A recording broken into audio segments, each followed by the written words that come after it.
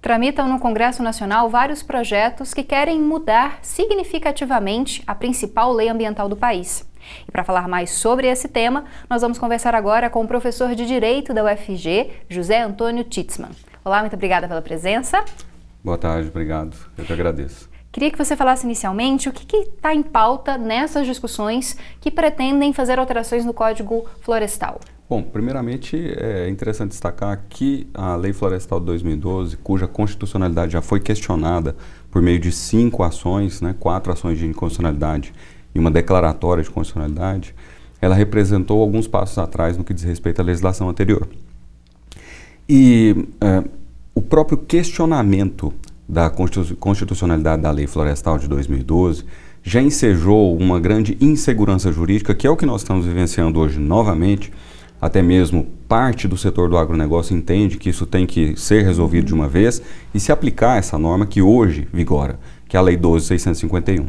Agora, basicamente, o que a gente vai encontrar no Congresso Nacional hoje, especificamente em matéria de legislação florestal, é uma preocupação com, que aí, claro, não é de todo o setor do agronegócio, mas de uma parte muito pequena, pelo menos é o que a gente imagina, uma preocupação com adiar cada vez mais a adesão ao chamado Programa de Recuperação Ambiental. E isso significaria o quê, esse Programa de Recuperação Ambiental, que inclusive já é objeto de regulamento da lei? Significaria nós retirarmos a visão que se tem da norma de que ela veio para anistiar quem desmatou ilegalmente. Porque o produtor rural, o proprietário rural, que tenha desmatado, ainda que ilegalmente, ele é obrigado a recuperar essa área degradada. Houve bom, nós não temos tempo para discutir em todos os detalhes, mas houve um tratamento diferenciado para quem desmatou antes de 2008 e depois de 2008, e o que nós vamos encontrar é que hoje se está tentando prorrogar esse prazo. A justificativa é no sentido de que, dentre os 26 estados da federação, apenas 9 fizeram a sua regulamentação do Programa de Recuperação Ambiental. E o que nós vemos também, por outro lado, não especificamente no Código Florestal, mas nós vemos, por exemplo, que a lei do Imposto Territorial Rural, modificada, devidamente regulamentada para este exercício agora, diz que não tem mais prazo para o cadastro ambiental rural. Ora, inscrever a propriedade no cadastro ambiental rural é condição para se inscrever no Programa de Recuperação Ambiental. Então, é sempre esse adiar a recuperação das áreas já degradadas. Só para a gente entender um pouquinho melhor, quem não conhece o código, Você disse que 2012 já foi um retrocesso para o código anterior, era de 65, Sim. O código de 2012, ele permite que o agricultor desmate mais, ou ele exime o agricultor que desmatou de rematar? Como é que funciona? A questão é a seguinte: se nós considerarmos a parte, vamos dizer assim, geral, da legislação, a regra geral, ela não difere muito da legislação de 65.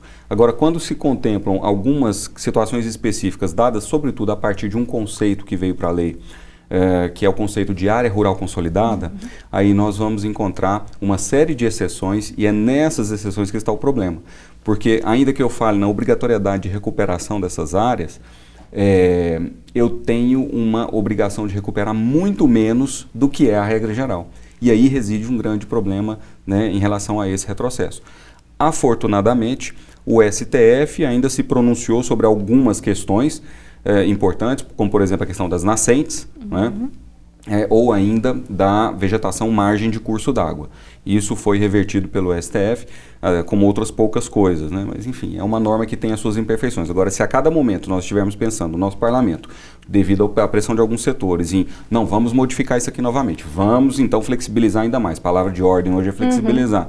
Então, realmente, até mesmo para o próprio setor produtivo, fica uma insegurança jurídica que, com todo o imbróglio que nós vivenciamos recentemente, entre declarações do presidente, ataques ao presidente francês e vice-versa, faz com que no cenário internacional o produto brasileiro fique numa situação um pouco delicada, porque um dos movimentos que pode haver é justamente o movimento de boicote aos produtos brasileiros diante de uma questão ambiental mal resolvida aqui no plano interno.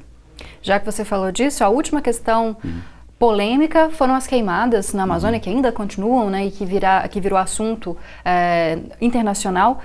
Existe algo na lei que proíba ou que permita até certa medida as queimadas? Como é que funciona? Se nós considerarmos o próprio exemplo de uma cultura que está muito presente aqui no estado de Goiás, que é a cana, né, nós percebemos que há plantações de cana onde ainda se utiliza massivamente da queimada, a queima da palha.